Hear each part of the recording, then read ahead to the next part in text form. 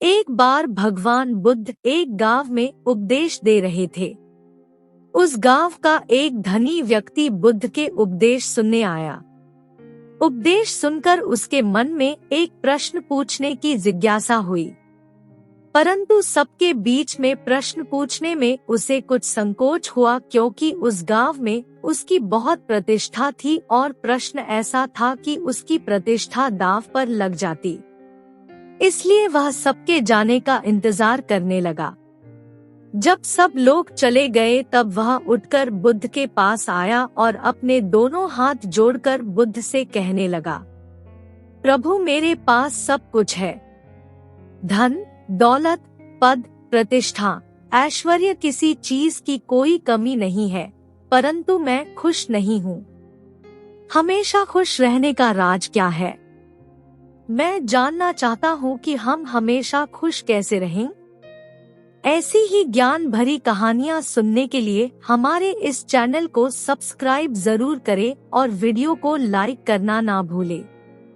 बुद्ध कुछ देर तक चुप रहे और फिर बोले, तुम मेरे साथ जंगल में चलो, मैं तुम्हें खुश रहने का राज बताता हूँ। ऐसा कहकर बुद्ध उसे साथ लेकर जंगल की तरफ बढ़ चले। रास्ते में बुद्ध ने एक बड़ा सा पत्थर उठाया और उस व्यक्ति को देते हुए कहा, इसे पकड़ो और चलो। वह व्यक्ति पत्थर उठाकर चलने लगा। कुछ समय बाद उस व्यक्ति के हाथ में दर्द होने लगा, लेकिन वह चुप रहा और चलता रहा। लेकिन जब चलते हुए काफी समय बीत गया और उस व्यक्ति से दर्द सहा नहीं गया, तो उसने बुद्ध को अपनी परेशानी बताई। बुद्ध ने उससे कहा, पत्थर नीचे रख दो। पत्थर नीचे रखते ही उस व्यक्ति को बड़ी राहत महसूस हुई।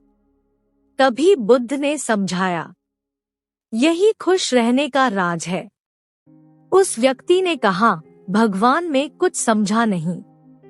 बुद्ध बोले, जिस तरह इस पत्थर को कुछ पल तक हाथ में रखने पर थोड़ा सा दर्द, 1 घंटे तक रखने पर थोड़ा ज्यादा दर्द और काफी समय तक उठाए रखने पर तेज दर्द होता है, उसी तरह दुखों के बोझ को हम जितने ज्यादा समय तक अपने कंधों पर उठाए रखेंगे, उतने ही ज्यादा दुखी और निराश रहेंगे। यह हम पर निर्भर करता है कि हम दुखों के बोझ को कुछ पल तक उठाए रखना चाहते हैं या जिंदगी भर। अगर खुश रहने की आकांक्षा हो तो दुख रूपी पत्थर को जल्द से जल्द नीचे रखना सीखना होगा। संभव हो तो उसे उठाने से ही बचना होगा। मित्रों, हम सभी यही करते हैं, अपने दुखों के बोझ को ढोते रहते हैं।